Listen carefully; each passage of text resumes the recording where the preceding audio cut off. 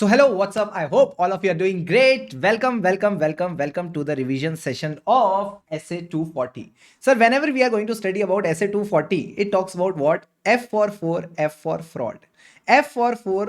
fraud plus if you see the name of the essay, the number of the essay, if I interchange these two things, it becomes 420. And 420 is always about fraud. So always remember Essay 240 talks about what? It talks about fraud.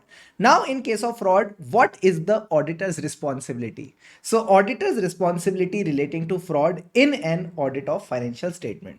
I hope the name of the essay is clear. Yes, sir. So, first of all, we will discuss about the responsibility of the management.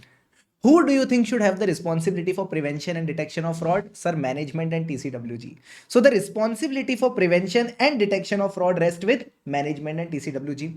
You got the point or not? Yes, sir. Now understand how does the fraud happens. So there are two ways in which the fraud can happen. First one is fraudulent financial reporting. Sir, what do you mean by fraudulent financial reporting? So playing with the financial figure. So either you are increasing the earnings, increasing the profits, reducing the cost, increasing the revenue, increasing the asset, reducing the liabilities. So if you are playing with the financial figures intentionally, that is fraudulent financial reporting. Generally, this type of fraud is done by the entity's higher level management.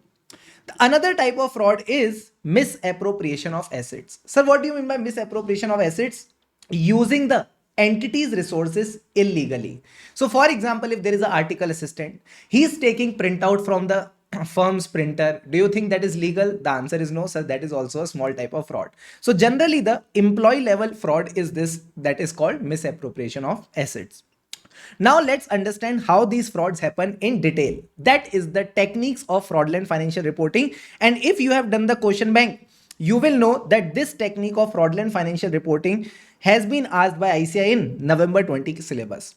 So I would request you just focus here for the next 2 to 3 minutes and all the techniques will be crystal clear to all of you. Sir, how can fraudulent financial reporting happen? So the first technique says manipulation, falsification or alteration. Basically, you are making the changes to the accounting records or supporting document. For example, there is the entity's invoice. In the invoice, it is written 10,000 rupees.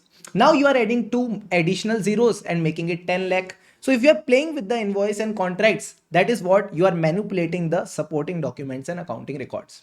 What is the second way?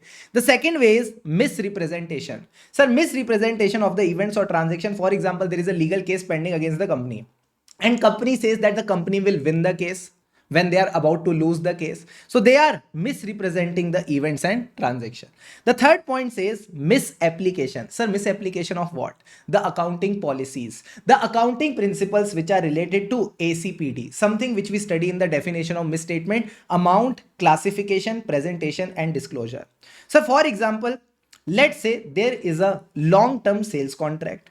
Now in the sales contract, the services are not yet delivered. Are to Baba, when the services are not delivered, do you think the revenue should be recognized? The answer is no. But if the company is recognizing the revenue, even when the services are not delivered, this is misapplication of accounting principle. So just these three techniques of fraudulent financial reporting you need to remember. First one was manipulation of the accounting record, supporting document. Misapplication, sir, misapplication of the accounting principles. Misrepresentation of the events and transaction. Sir, how can we remember these 3 points easily? The answer is very simple. Who can do the fraudulent financial reporting? Either it can be a man or a miss. Say with me. Either it can be a man or a miss. Men are good in manipulation. Acha, manipulation at the end or manipulation with the people from the beginning? Sir, generally men are good at manipulation from the beginning. Beginning means from the accounting records and supporting documents, because these are the beginning of the financial statements. Got it, sir? What are miss good at? Sir, what are miss good at? Miss are good at misapplication, misrepresentation. Okay, just take it as a fun memory technique to remember the point. Misapplication of, in audit you talk about accounting principles related to ACPD: amount, classification, presentation, disclosure. Misrepresentation means misrepresentation of the events and transaction. Can you remember these 3 points now easily? Yes, sir. Man, miss. Got it, sir. Now let's move to the next type of technique, that is, how can we do fraudulent financial reporting? Tell me one thing. If an employee is doing fraudulent financial reporting, management will catch it. But if the management itself is doing the fraudulent financial reporting, who will catch it? So management are in a position to override the control. Say with me. Management are in a position to override the control. Now, how can they override the control? Quickly understand the points with me. So first of all, they can alter the records and terms which are related to significant or unusual transaction. Understand this point with me. Let's say entity is having a lot of defective goods. Now, because they are having a lot of defective goods, they will have to write off those goods, and writing off those goods will lead to losses for the entity. So what did this listed entity do? It created a related party. All those defective goods were sold to the related party at discount. So rather than stating that these were defective goods, they stated in their record that these were excessive goods. So when they transferred these goods to the related party, they showed the sales, they booked the profits. But don't you think this is also a fraud? The answer is yes. When you are showing the defective goods as excessive goods, this is a fraud. So they are basically altering the records and terms which are related to significant or such type of unusual transaction. So what is the second case? The second case says recording fictitious journal entries which are not genuine, which are fake journal entries. And when are these fictitious journal entries recorded? Sir, at the end of the accounting period. Because at the end of the accounting period, you know what is the actual figure of the sales, what is the actual figure of the purchases. And to play with those figures, you need to record this fictitious journal entry at the end of accounting period. Third point says what? AAA. Sir, what is AAA? Inappropriately adjusting the assumptions of the accounting estimates. Can I say assumptions of accounting estimates are in the hand of management? Yes, sir. So for example, let's say they have created some warranty provisions at the rate of 10% in the previous year. But now the management believes that instead of 10%, warranty provision should be reduced to 5%. Can I say they can adjust the assumption? Yes. By adjusting the assumption, they are adjusting the accounting estimate. So this is also one kind of management override of control. Fourth point says concealing. That means hiding the facts which can affect the financial statement. For example, the legal case that I discussed with you. If management is not disclosing the legal case, they will not have to create any provision. They will not have to create any contingent liability. So again, this is a case of management override of control. And the last point says, two more points, engaging in complex transaction. Sir, why are they engaging in complex transactions? To misrepresent the balance sheet, that is the financial position of the company, and P&L, that is the financial performance of the company. For example, let's say an entity has a machinery. Now they have this machinery and they sold this machinery on a very high profit, then again took this machinery back on lease. Can I say they did this transaction only to inflate their profits for the year? The answer is yes. So again, this type of complex transactions are just done to misrepresent the balance sheet and P&L. And the last point says omitting, advancing or delaying. So basically, not showing in the right accounting period. Either you are not showing, or you are advancing, or you are delaying what? The recognition of events and transaction which actually happened during the accounting period. So for example, you have sold some goods during the year. So if the sales have happened during the year, the agent's commission should also accrue during the year. So if you are delaying it, it is again management override of control. So you don't need to, you can say, take it too much heavy. I hope you have understood all the points. You can easily remember all the points using this technique, altering a significant fact. So what do you mean by altering a significant fact? So first of all, altering the records and documents of significant and unusual transaction.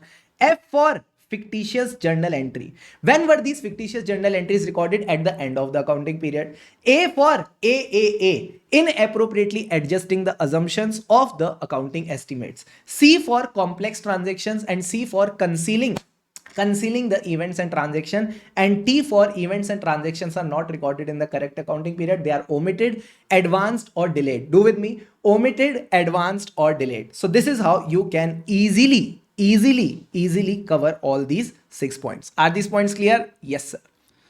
So these are the techniques that I just discussed. First of all, the techniques of fraudulent financial reporting. Sir, how to remember this? Men are good at manipulation, misapplication. Third one, misrepresentation. All the 3 points done. Then sir, comes the next topic, that is how can management override the control by altering a significant fact. All the points are here. If you want, you can pause the video for 2 to 3 minutes, quickly recall these techniques and then move to the next one. So what is the other type of technique? The other technique is related to misappropriation of assets. So what is misappropriation of assets? So basically, misappropriation of assets means either you are stealing the assets, Either you are stealing the physical assets or you are using the physical assets for personal use. So first of all, let's talk about the goods. So what can you do with the goods? Either you can steal them, take it at your home, or you can't steal them. They are in the entity's premises, but you are using them for personal use. Easy, sir. Now what about the cash? See, cash ke liye there are only two ways: either the cash receipts or the cash payment. Do with me, cash receipts or cash payment. So when the debtors are giving you the receipt, you are putting them in your pockets. This is called embezzlement of receipt. So you are doing the embezzlement of receipts that you are getting from the debtor. Sir, what about the payments? You are making fictitious payment. So payments are being made, making the entity pay for the goods or services which are not received. So basically making fictitious payment to the vendors or the employees. I hope misappropriation of assets is crystal clear to all of you. Yes, sir. Now comes the next topic. What are the fraud risk factors? So just understand this topic conceptually. Fraud risk factors basically means why does the fraud is happening? Why does the fraud is happening? So sir, fraud can happen due to various reasons. Before that, tell me what are the two ways of committing a fraud? Playing with the financial statement, that is fraudulent financial reporting. And the second way is misappropriation of assets. So first of all, let's discuss the fraud risk factors of misappropriation of assets. So what are the fraud risk factors? Three types of fraud risk factor we covered in the class. RIO. Sir, what do you mean by RIO? R for rationalization. So attitude or rationalization. I for incentives or pressure, and O for opportunity. So these are the three reasons an employee can do a fraud. So first of all, let's discuss about incentive or pressure. Sir, what creates a pressure on the employee? What creates a pressure on the employee for doing a fraud? So the pressure is created by personal financial obligation. Let's say there is an employee who has taken a loan from the market. He has not been able to pay back the loan. So sir, what will happen? It will create a personal financial obligation. Now to pay back the loan, he will have to do some misappropriation of asset. So pressure is created by personal financial obligation. What is incentivizing him? Sir, bad relations, adverse relations between the employee and the employer. Now, what can create a bad relation between an employee and employer? Sir, the basic things. What an employee wants from the entity is money. That is the compensation. So the compensation is less. Oh, what is the next thing after compensation? Employee wants to grow. That is promotion. Promotion is also not happening. So less compensation, no promotion. Do with me. Less compensation, no promotion. And the third thing is, forget compensation, promotion. Employee is being thrown out. He is being laid off. That is layoff of employees. He is being removed from the company. Tata bye bye. So these are the three cases that you need to consider, which creates an adverse relation between the employee and the entity, and that only incentivizes him to do a fraud. What were the three cases? Compensation is very low, promotion no, and last one was he was being laid off. So these are the points that you need to consider in incentive or pressure. So what about the opportunities? See, the opportunity is in certain assets. Generally, which asset offers the best opportunity? We are moving on the road. What do you generally find on the road? Sir, money, cash. So first thing is, cash in hand can be easily stolen, and it gives you good value. Second thing is inventory. Sir, how can inventory be stolen? If it is small in size, high in value, high in demand. For example, diamond. So if there is an inventory that is small in size, high in value, high in demand, it can be easily stolen. It is a good opportunity. Third thing is current assets, cash is done, inventory is done, debtors you can't steal. Third thing is fixed assets. Fixed assets again small in size, but they should also be high in demand. You can easily sell them in the market, and all these assets are convertible asset. Convertible means it can be easily converted to cash. So I hope opportunities wala part is also clear to all of you. And the last topic talks about attitude or rationalization. So generally, if I talk about attitude or rationalization, the problem of attitude means the person will not respect anyone. If a person is having a problem of attitude, he will never be able to respect anyone. Disrespect means disregard. Say with me. Disrespect means disregard. Now he has disregard for two things: internal controls, because if the internal controls will be proper, you can't misappropriate the assets. So disregard for internal controls, disregard for monitoring of the misappropriation of assets. So if there is a person who is keeping a check that the asset should not be misappropriated, and you disregard this person, there is a problem of attitude with the management. So disregard for two things: internal controls and monitoring. So what is the other thing? Can I say attitude is also related to your behavior? Not only disrespect or disregard, but also your behavior. Yes, sir. So 2 points of behavior you need to remember: behavior in which you think the person will be satisfied or dissatisfied with the entity. Sir, dissatisfied with the entity. And second thing, behavior was not always like this. There is a shift in the behavior. There is a change in the behavior which shows that the assets might have been misappropriated. For example, earlier the person was moving in 800 Maruti 800. Now the person is moving in Mercedes 800. So if there is a shift from Maruti to Mercedes, that means definitely some assets have been misappropriated. So these are the three cases that you need to remember, Rio: attitude rationalization, incentive pressure, opportunity. If I talk about attitude rationalization last time, if a person is having a problem of attitude, will he respect or disrespect? Sir, disrespect. So disregard for the internal control, disregard for monitoring of control. Got it, sir? Behavior may either तो he is dissatisfied with the entity, which or displeasure with the entity, or the second thing is there is a change in behavior which shows assets have been misappropriated.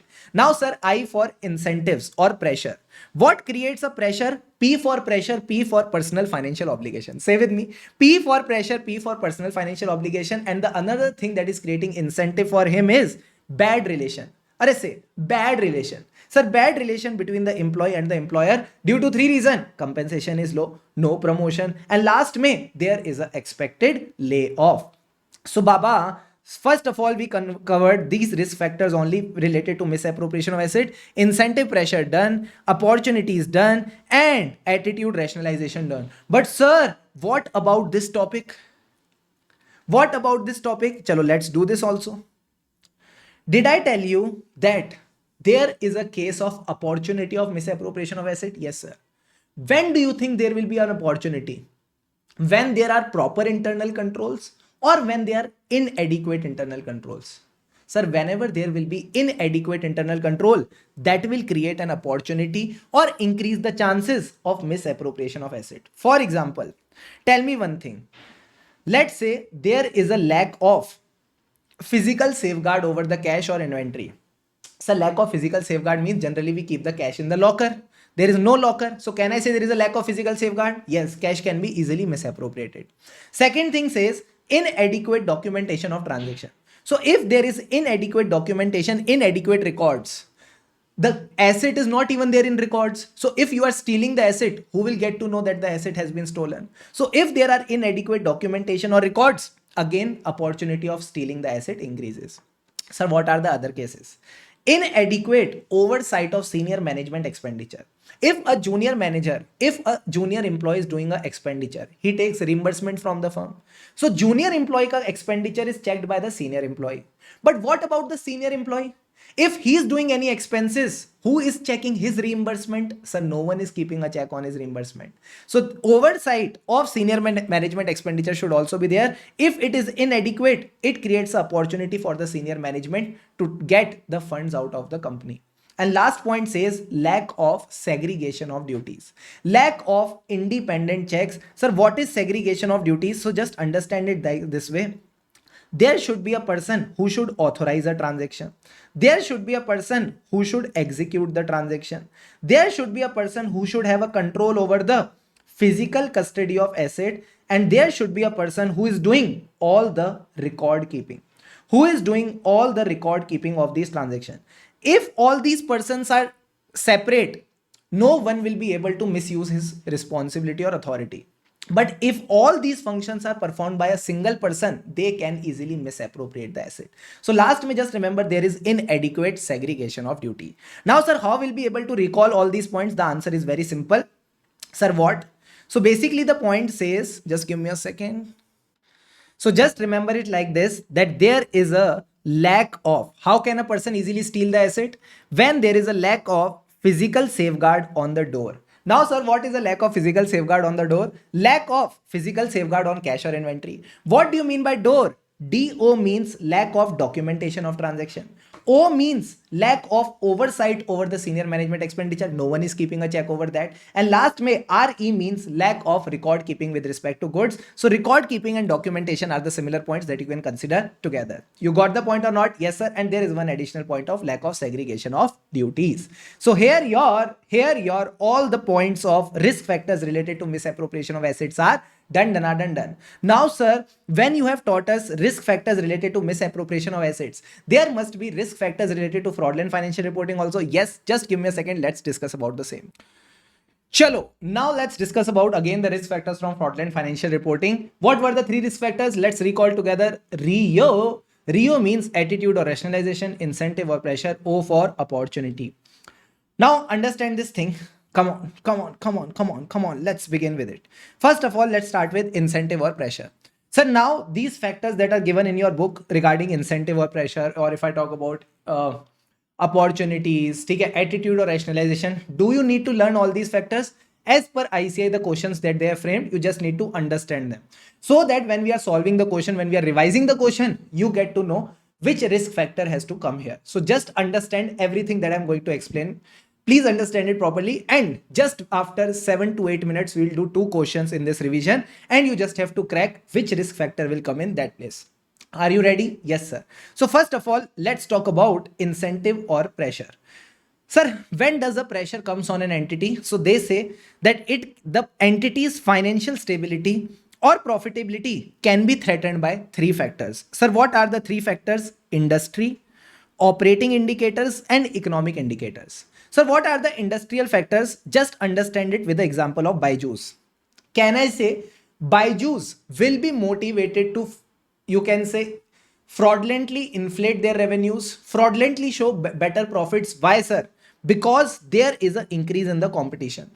So whenever there is an increase in the competition, let's say in the online market, their margins will reduce. Sir, why will their margins reduce? Because they will bring down their prices.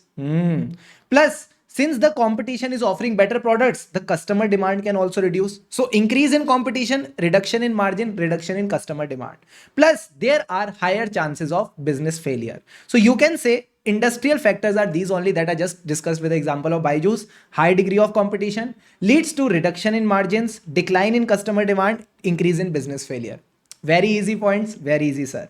Similarly, if an entity is, let's say, having a rapid growth or unusual profitability compared to other companies in the same industry, just to maintain to show that better growth, just to maintain to show that better profitability, they can play with their financial figures. Got it, sir. What are the operating indicators which show that there is a pressure on the management? If the company is facing operating losses, to show a better picture, they will do fraudulent financial reporting. Or they are having negative cash flows. This is also operating negative cash flows. Again, they will try to show a better financial picture. What about the economic cases, sir? The economic cases are, for example, there is a new accounting requirement. Many entities which were required to do their accounting as per Ind AS 116. When they first applied the Ind AS 116, what happened? Sir, their financial figures were affected. Their profitability also got affected. Now to improve their profitability, they can do fraudulent financial reporting. Similarly, if there is a new regulatory requirement which leads to a penalty for the entity, this can also affect the financial figures. So to improve them, they can do fraudulent financial reporting. And the next point says vulnerability to rapid changes. So what do you mean by vulnerability to rapid changes? Let's say there is a change in the technology. Now, when there is a change in technology, their products have become obsolete. So if there is a product has become obsolete, what they will try to do, they will try to show a better picture of the closing inventory. The closing inventory may be inflated, so this can lead to overstatement of inventory. Similarly, if there is a change in the interest rate, increase in the interest rate means the fair value of the assets will reduce. Simple na. Interest rates are increasing, the present value or the fair value will reduce. So just remember or understand these 3 factors: industrial, operating, and economic indicators. Sir, what about the next point? It says pressure to meet third parties' expectations or requirement. Sir, what are the expectations or requirement? To just understand it this way. Let's say your entity needs additional debt or equity. Your entity wants to obtain additional debt or equity. They need additional funding. Now to get the additional funding, they have to meet the listing or debt requirements. Yes, sir. Now, sir, what are the expectations? So expectations are profitability or trend expectations. Who creates these expectations? So whenever you see the stock markets, there are certain analysts, there are investors, institutional investors, foreign institutional investors, whom you call FIIs, DIIs, creditors. So they have certain profitability or trend expectation.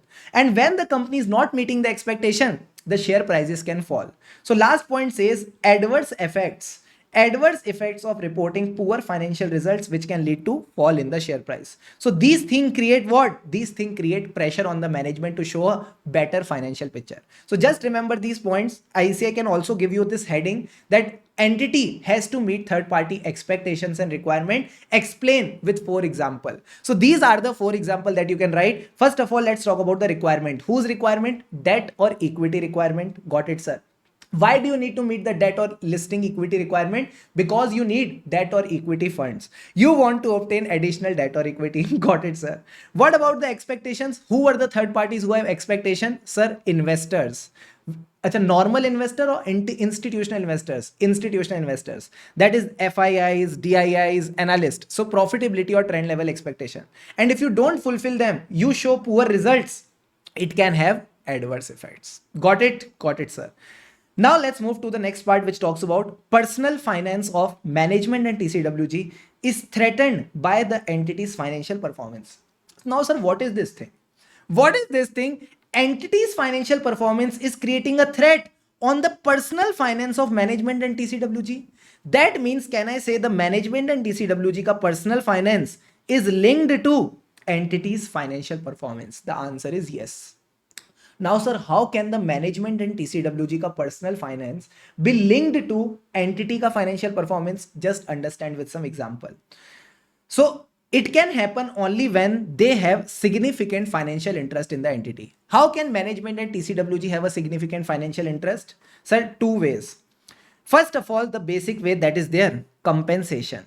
Their compensation is dependent or contingent upon the financial results of the entity. For example, bonus is related to the profits of the entity.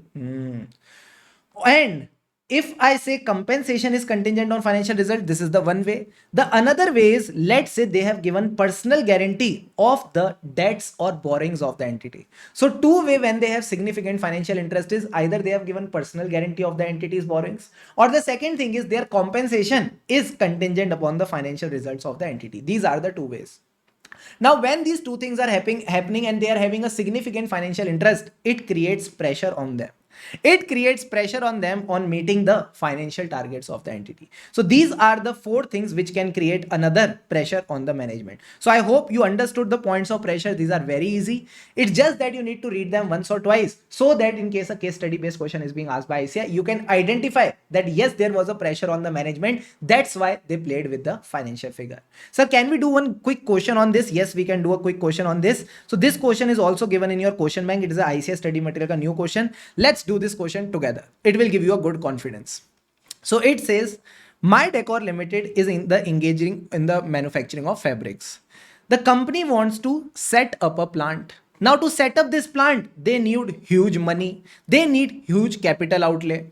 Now, second thing that is mentioned in the question is, this year the company's revenue has increased from 750 crore to 1000 crore.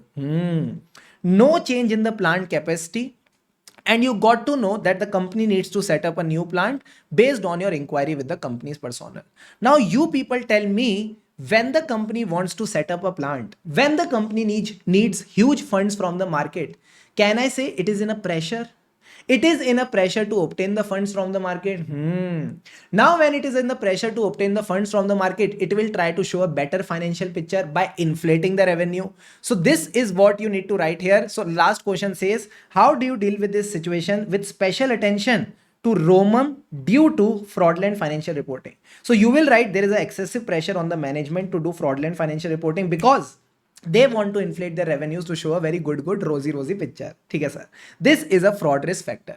Now, what can you do as an auditor, sir? The answer is very simple. We will perform our audit procedure. What are the testing procedure? Test of control. Have they written test of control? Or a test of control? Where are you? Sir, I think it is here. Test of control we will do. After test of control, you do the amounts ka checking. That is called substantive procedure. In this, you do substantive analytical procedure. Now you want to find out this whether they have added some unusual revenue transaction. So you can use computer assisted audit techniques. So basically when you apply analytical procedure to audit, this is called computer assisted audit technique. And the last thing is test of detail. This is also that you can do. So the answer is very simple. Now, sir, let's move to the next point, which talks about opportunities. Sir, so many opportunities. Again, Baba, you don't need to learn them. Just understand them properly so that you can solve a good case study based question. So the first opportunity says company has a strong financial presence. Come on. Company has a strong financial presence or ability to dominate the industry.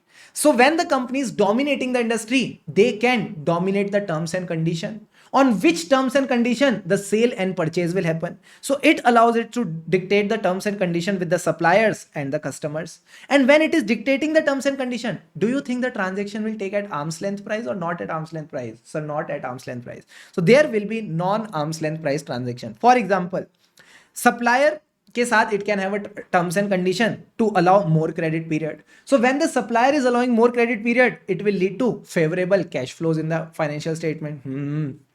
Customers के साथ they can have again you can say a agreement that whenever there is a distributor, there is a minimum quantity that the distributor has to buy. This will help in what? Inflating the revenues. You're getting the point? So whenever a company has having a strong financial presence, this is an opportunity for the company to do fraudulent financial reporting. Second opportunity of doing fraudulent financial reporting is party. Who is that party, sir? Related party transaction. Acha, in related party transaction again, where will the fraud happen? Normal course of business or not in normal course of business? Sir, not in normal course of business. Significant related party transaction which are not in normal course of business. ठीक है? In that case, that too with the related parties for whom the audit is not happening. That means these are the fictitious related party, or you can say bad related parties. Again, in this case, fraudulent financial reporting can happen. Second thing is use of business intermediaries where there is no business justification. There is no logic of having such intermediaries. For example, there is an entity, your entity. It is doing some fictitious sales to the business intermediary and then purchasing back the same thing from the business intermediary. So can I say towards the end of the year, it will try to do fictitious sales. So again, this is a opportunity to do fraudulent financial reporting. Is there any logic of this transaction? No, sir, there is no business justification. And the last point says significant, unusual or complex transactions close to the end of accounting period. This is somewhat a similar point where there is no substance over form, where there is no logic of doing these transactions. Now comes the international part. International part means you are having your operations located in international borders outside India. Now these entities are operating at the places where there is a different business environment or a different culture. So example ke liye you can say countries where there are weak corporate laws. So when there are weak corporate laws, they are not required to file their financial statements. There are not much penalties on those companies for not preparing the financial statement properly. So when you are doing the transactions with these entities, again you may be trying to prepare fraudulent financial statement. And the next point says bank account or subsidiaries are there in tax havens. Again, there is no business justification. So why will I have my entities in tax havens? Why will I have my bank account in tax haven? Just to evade the taxes. Just to evade the taxes. So again, it can lead to fraudulent financial reporting. And last point says organization structure. Organization structure in which you are not able to understand who has the controlling interest. So when you are not able to understand who has the controlling interest, sir, related party transaction will not be shown properly. Similarly, if there is a complex organization structure is also related to controlling interest only. You don't know who has the authority, who has the responsibility. And next point says, just because of these things, there can be high turnover of the senior management, high turnover of legal counsel or TCWG. So if senior management, TCWG and legal counsel are leaving the entity, that means something fishy is going on in the entity. That also shows that there is an opportunity for fraudulent financial reporting. So how is there an opportunity when senior management is going?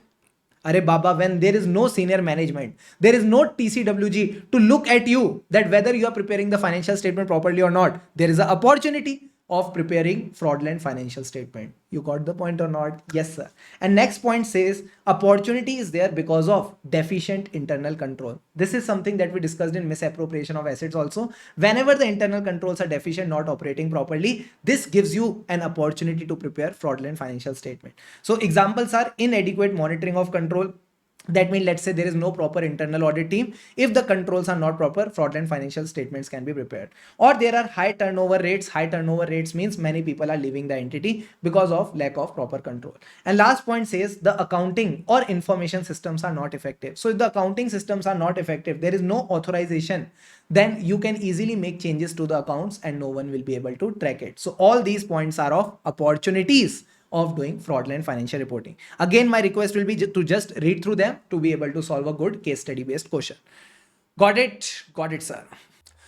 Now comes the last point of fraudulent financial reporting risk factors, that is attitude or rationalization.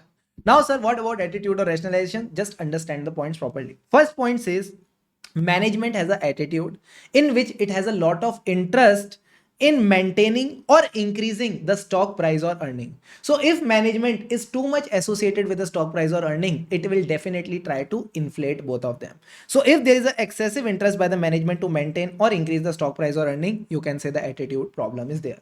Second thing is, not only the management is excited on its own, it is making others excited also. So making others excited also by committing to the analyst, creditors or third parties that the management will achieve aggressive or unrealistic target. So if the management is committing to the people that we will get this share price, our share price will double in 2 years, this again shows there is an attitude problem. Now, sir, another attitude problem is they are using bad means. They are using inappropriate means. Inappropriate means, that means they are reducing the reporting earnings. Sir, why will the company try to show less earnings to pay less tax? So if they are using these inappropriate means, there is a attitude problem. And then, sir, next point says, how do you get to know that the management's attitude is not proper? There is a known history. There is a known history of contravention or violation of the securities and other laws. This also shows attitude problem of the management. And last point says, if the management is less motivated, low on morale, lack of motivation, then also, sir, they can do fraudulent financial reporting. So these are the basic points of attitude that you can consider. You can consider them in a flow. Why is there an excessive interest by the management to increase? So basically the management is excited to increase or maintain the stock price or earning. Not only excited itself, but also committing to others, committing that we will do a proper performance, we will achieve aggressive or unrealistic target. How is the management achieving those targets? Using inappropriate means. So inappropriate means can be reducing the earnings to reduce the tax. Sir, how do we know that they are like this? Simple. They have a known history. Everyone knows about them. Known history of violating the securities or other laws. And when they get caught, obviously their morale reduces. So low morale of senior management. So using this fun linking, you can easily understand what are the points of attitude. Now, sir, not only attitude, there is one more point that is given under attitude in your book, that is examples of bad relationship between the management and auditor. How do we know that there is a bad relation between the management and auditor? So the first thing says dominating management behavior. Dominating management behavior when they are dealing with the auditor. So they always try to influence the scope of work. Scope of work means you can check this, you cannot check that. Selection or continuance of auditor, they are always participating in who should be the auditor. So when the management is dominating so much, it can lead to a bad relation between management and auditor. Second point says unreasonable demands on the auditor. Unreasonable demand means today we are providing the evidence and then we are asking the auditor to complete the audit within 1 week. Arey Baba, you need to give them proper time. You can't expect the things to happen in the way you want. So if you are putting some unreasonable demand on the auditor, it also leads to bad relationship. Third point says frequent disputes. There are always fights going on between the management and auditor. So do you think there is a good relationship, bad relationship? So frequent disputes with the current or previous auditor with respect to accounting, audit or report, again, it's a bad relationship ka, you can say, example. And last point says they are putting restrictions on the auditor. Restrictions, that means limiting the access to the people, information or TCWG. So just remember, when there will be a bad relation between management and auditor, when the management is duffer. So duffer means dominating management behavior. Then what do you mean by U? U means unreasonable demand on the auditor. F means frequent disputes between the management and auditor, and RE means restrictions on the auditor. Got the point or not? Yes, sir. So now you can go through your book, all the points of fraud risk factor of fraudulent financial reporting are done. Now we are going to begin with the topics which are very, very important from exam point of view. Quickly take a deep breath and breathe out. One more deep breath in and breathe out. Just relax. So in case of attitude, just read through these points also because there is a case study on these points. So the first point says that communication, implementation, support or enforcement of entities, values or ethical standard by the management of inappropriate values or ethical standards. So what is this point? So basically every management in TCWG, they have a responsibility that there should be ethics in the organization. But if they are transferring inappropriate values or inappropriate ethical standard, they are asking the people to do fraudulent financial reporting and all, this shows an attitude problem.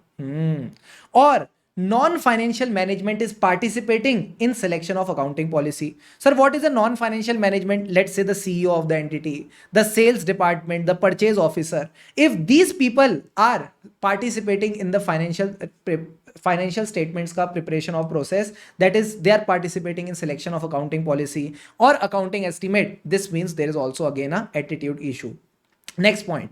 Someone has communicated significant deficiencies in the internal control to the management and management is ignoring it. Management is like, no, we will not take care of it. So if management is failing to remedy or improve the internal controls when someone has communicated significant deficiency, this is also a attitude issue.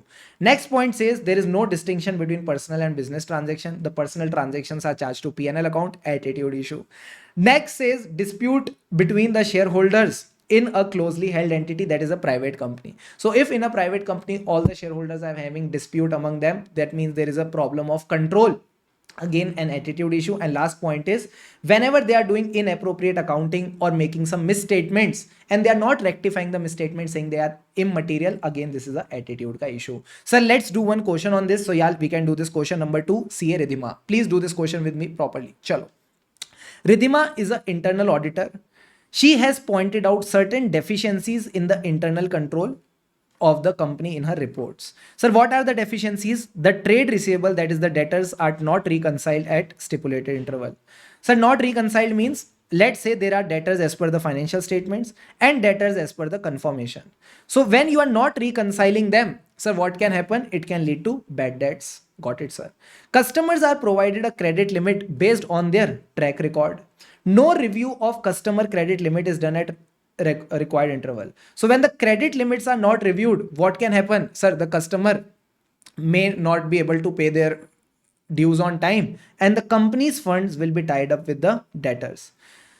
As a statutory auditor of the company, you find no action has been taken by the company on the said deficiencies. So this is something that we just discussed, that whenever management is not taking any action on the deficiencies in internal control communicated to it, this is a problem of attitude.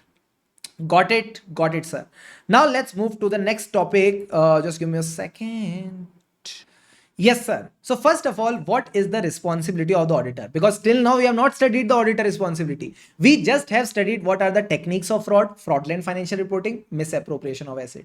Then what are the fraud risk factor? Why does the fraud happen? RIO means attitude rationalization, incentive pressure or opportunity. Now we are going to study what the auditor has to do. So the responsibility of auditor as always is always reasonable assurance that the financial statement as a whole are free from material misstatement, whether due to fraud or error.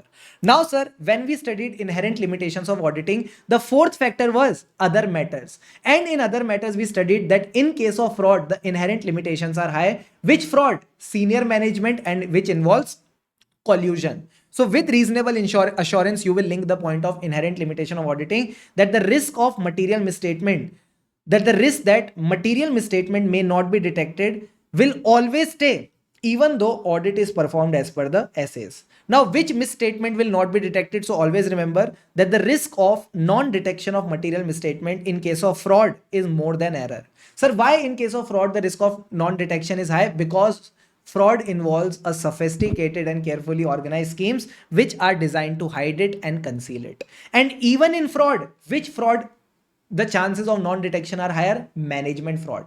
Because employee fraud, management will detect. But who will catch the management? It is tough to crack. So management fraud is more than employee fraud because management is in a position to manipulate the accounting records. Got it, sir. So, sir, what can we do as an auditor? Baba, stay alert. Exercise professional skepticism. So, that is the auditor's duty. Maintain professional skepticism. Always consider that there is a potential for management override of control. So, what should we do? We should know that our audit procedures, which are effective in detecting the error, may not be effective in detecting the fraud. So, sir, which audit procedure that we need to do? That is what we are going to study now. What is the auditor's response to fraud risk? So, the game is very simple. There are two types of risk: assertion level, financial statement level. Say with me: assertion level, financial statement level. Financial statement level means it is affecting financial statement as a whole. That means many assertion.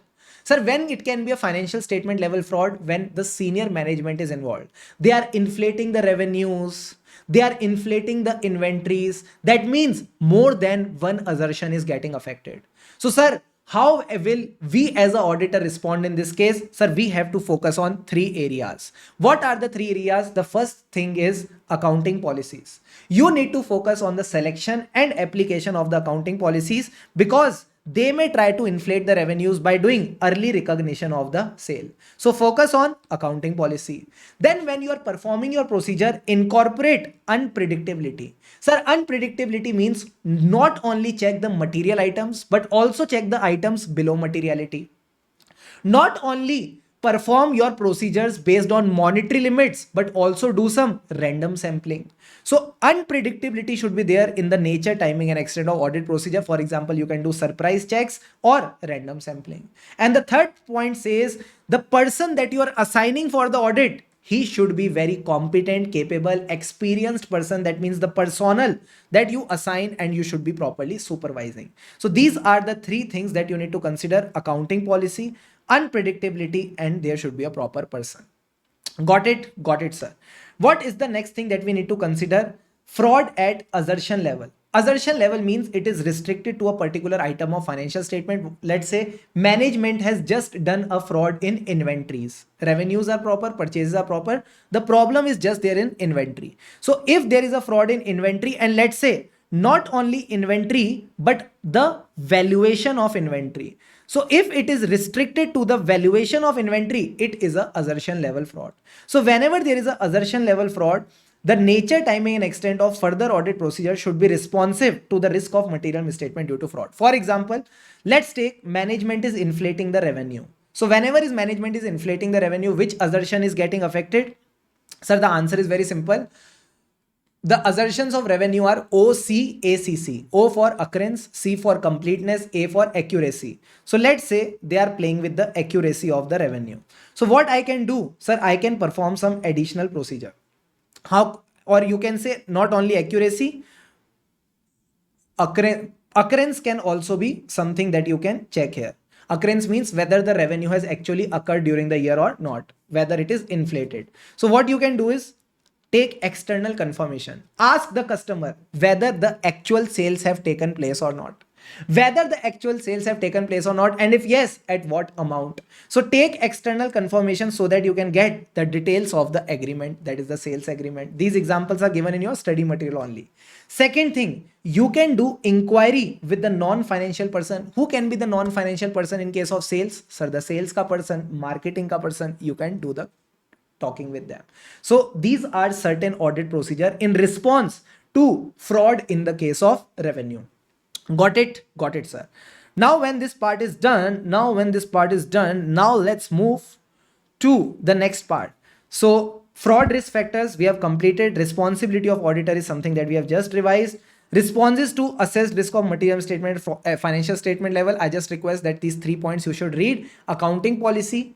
Then second point was accounting policy. What was the second point, sir? Unpredictability, because it was unpredictable, so don't forget. And the third point was proper person should be assigned and supervised. Then we discussed the audit procedures in response to risk of material misstatement due to fraud at assertion level. Example, revenue, they can inflate the sales. So what did we do? We took external confirmation, and second thing was inquiry with non-financial person. Now comes another topic. So what now does this topic says? Audit procedures in response to the risk related to management override of control. So now this is getting very confusing. First you say financial statement level, then you say assertion level, now you say management override of control. How will we get to recall in the exam? Just relax, take a chill pill, baby, calm down. Okay, just understand it.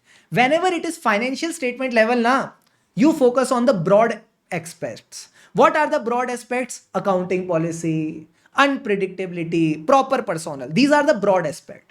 When it is assertion level, linked to the revenue, linked to the occurrence of the revenue, you are going to be very specific. So sir, what about management override of control? एक तो tell me now, you tell me. ठीक है, you are shouting on me a lot. You tell me what are the techniques of management override of control. Now you will understand the importance of memory technique. Sir, management override of control techniques were altering a significant fact, altering the records and documents of significant transaction. F for fictitious journal entry. A for AAA, inappropriately adjusting the assumptions of the accounting estimates. C for complex transactions or concealing the facts and information. And T for events and transactions are not recorded or advance or delaying the recognition of events and transactions. So in this case, you just need to remember the 3 points of fact. What was fact? F for fictitious journal entry. So when management is recording fictitious journal entry, what audit procedure you can perform? Test the journal entry. So test the appropriateness of journal entries recorded in general ledger and adjustments in financial statement.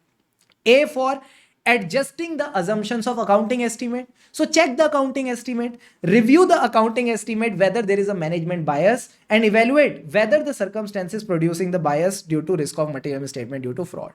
And then C for complex transaction, that means related party transaction not in normal course of business.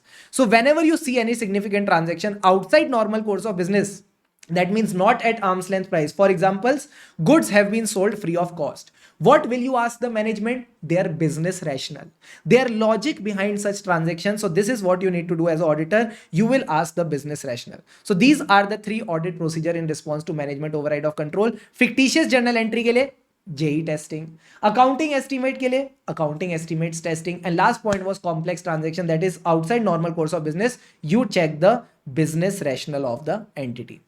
Got it? Got it, sir.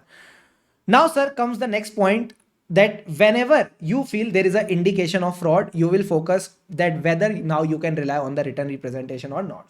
Now, understand one thing. If the auditor is unable to complete the engagement, sir, why is the auditor unable to complete the engagement? Because he feels that there can be a fraud or suspected fraud. You tell me one thing. When you accepted the audit engagement, what did you check? Sir, we checked SECI. SECI means significant matters, ethical requirements, CCTR, competence, capability, time, resources, and integrity. If now you see that the management is fraud, can I say integrity is not there? Yes, sir.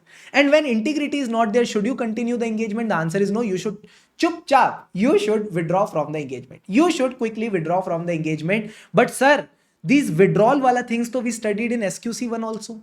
These withdrawal wala things we studied in SQC1 also. So are the points same? Almost all the points are same. Just the first points is different. In SQC1, whenever you are withdrawing, first of all, what you do, sir, you warn the management. You warn the management by saying about the actions that the auditor and its firm might take. So here you will not give any warning, because fraud is something that you can't give any warning to the management. So in this case, you will not give any warning, but what will we do? You must have studied about section 143 subsection 12. Whenever there is a fraud of 1 crore or above, you need to tell central government, yes sir. So this is the thing that you are going to do. So consider your professional and legal responsibility to report to the persons who made your appointment and regulatory authority. Sir, regulatory authority means you need to report to the central government if the fraud is 1 crore or above. Sir, the people who made the appointment means that in your audit report, you will mention about the fraud in CARO 2020. Clause 11, para 3, CARO 2020, you talk about the fraud. So considering the professional legal responsibility, report to the people who made your appointment and regulatory authority. Then all the points are same as SQC1, that consider the possibility of withdrawal. If withdrawing, discuss with the management TCWG withdrawal and reason of withdrawal. Plus, whenever you are withdrawing, you need to inform ROC in 30 days ADT3 I got free. So professional and legal responsibility to report to the people who made your appointment and regulatory authority the withdrawal and reasons for withdrawal. So other points are same as SQC1, only the first point changes. Now, sir, inquiring about management assessment of fraud risk, you just need to ask them whether they did the assessment of fraud risk. If yes, ask about the process of fraud risk assessment. Sir, do we need to take some written representation? Yes, just read through these 4 points. First of all, management is responsible of designing, implementing, and maintaining internal control to prevent and detect the fraud. And even after this internal control, if any fraud has happened, they have disclosed that to the auditor. Disclose to auditor management risk assessment and knowledge of fraud. Sir, which fraud? Which involved the management and the people associated with the internal control. So knowledge of fraud affecting the entity involving the management or the employees who are related to the internal control, or any fraud that can have a material effect on financial statement. And the last point says knowledge of fraud that has been told by some third parties. Sir, who are these third parties? These are the anadis. Anadis means employees, analyst, analyst के बाद regulators and others. So employees and anadis. Anadis means analyst, regulators and others. Now comes the last topic of SA 240. You can have a smile on your face. It says what? Presumptions of fraud risk in revenue recognition. Sir, what is the presumption of fraud risk in revenue recognition? So the basic thing says that audit is always based on a presumption that there is a risk of fraud in revenue recognition. But now you need to consider the types of revenue where the fraud risk is present. Okay, sir. So just understand there can be two cases. First case says that the fraud risk can be ignored. In a revenue transaction, the fraud risk can be ignored. That means it can be rebutted. That means there is no risk of material misstatement due to fraud. Sir, when can I say there is no risk of material misstatement due to fraud? When it is a single type of simple revenue structure. Single type of simple revenue structure, for example, leasehold revenue from a single rental property. Got it, sir? And when there is a high risk of fraud, so it says there is a high probability of fraud risk when it is a complex revenue structure. So if it is a simple revenue structure, less risk of material misstatement, less chances of going wrong. But if it is a complex revenue structure, that means there are multiple revenue streams, fraud risk is high.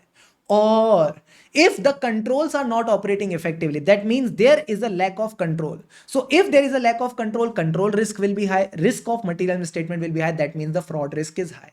You got the point or not? Yes, sir. So the point is very simple. If it is a simple single revenue, say with me, simple single revenue, fraud risk is less. But if it is a complex revenue structure, fraud risk is high. Or if the controls are weak, lack of control, again the fraud risk will be high.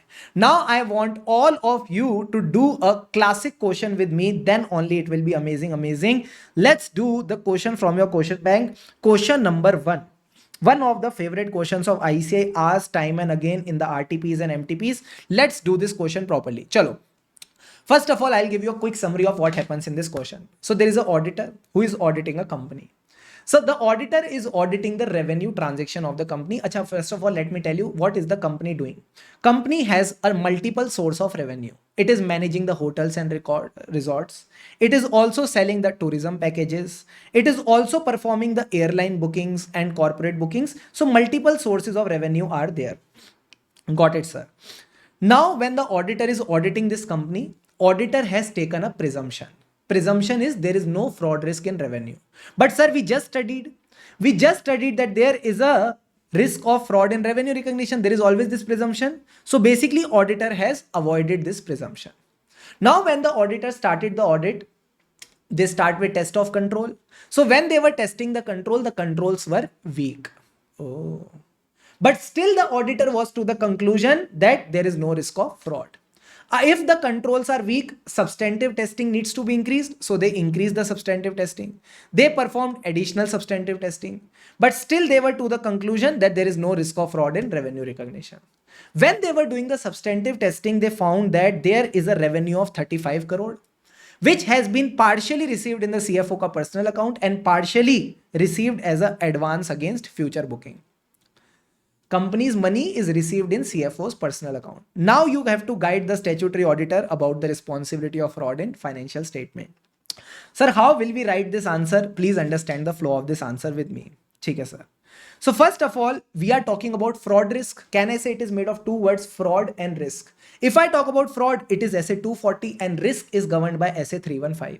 So you will start your answer with SA 240 and 315 and say, auditor shall identify and assess the risk of material misstatement due to fraud at financial statement level and assertion level. Assertion level means related to financial statement items, that is the account balance, class of transaction and disclosure. Got it, sir? When you have given this introduction of essays, you need to give the introduction of presumption. Sir, what is the introduction of presumption? When identifying and assessing the risk of material misstatement due to fraud, it is always based on a presumption that there is a fraud risk in revenue recognition. Now, sir, when you have assessed the risk, you will respond to the risk by performing your procedure, test of control, substantive procedure, which essay talks about it, essay 330. So after the essays, the next point will be essays written, the sequel to these essay. So what is the sequel to essay 240? No, sir. But what is the sequel to essay 315, 330? So now you will say, as per essay 240 and 330, auditor shall determine response to assessed risk of material misstatement at financial statement level and assertion level for particular ABCD. Sir, do we need a presumption returns also? Yes. In the presumption returns, you will talk about the presumption wala point in detail. Sir, what are the details we need to give? The same details that are given in your notes. That the fraud risk may be rebutted, it can be ignored, there is no risk of fraud if it is a simple single revenue. For example, revenue from a single rental property. Got it, sir? When there is a high probability of fraud risk, when it is a complex revenue structure or lack of control. These are the same points that you need to write here. Got it? Got it, sir. One more point that most of the students will miss is this. When in the beginning of the audit, auditor believed that there is no risk of fraud, they should have updated the risk when they found that the controls are not operating properly. Because if you look at the question, it is clearly written that when they were testing the controls, it was identified controls are not designed properly. And still they were to the conclusion that there is no risk of fraud. So they should have updated their understanding. So this is the theoretical point that you need to write. Obtaining the understanding of entity is not a one-time process. It is a continuous dynamic process. That means you need to change your understanding. So understanding the entity is a continuous and dynamic process where you gather the information, update the information and analyze the information. So obtaining understanding of entity is a continuous dynamic process of gathering the information, analyzing the information and updating the information. Then you just need to write the facts of the case that are given in the question, and the conclusion will be very simple, that in this case there was a complex revenue structure, there were lack of controls, so there was a fraud risk. And whenever there is a fraud risk, it is also considered a significant risk, because the examples of significant risk that we study in the class are complex fraud, complexity of transaction, fraud, related party outside normal course of business, unusual nature, degree of subjectivity, significant development. So being a fraud risk, it is also a significant risk. And last May, since the amount of fraud was 35 crore, that is 1 crore or more as per section 143(12), you also need to report to the central government. Got the point or not? Yes, sir. So with this, the whole revision of essay 240 with proper coverage of questions is done. So my request to all of you will be very, very simple. Just make sure in this standard, there are certain topics that you are doing properly, especially this presumption of fraud risk. The second topic that I feel that should be done really, really properly is auditor being unable to complete the engagement. In this case, what are the reporting responsibilities? You should be aware about it.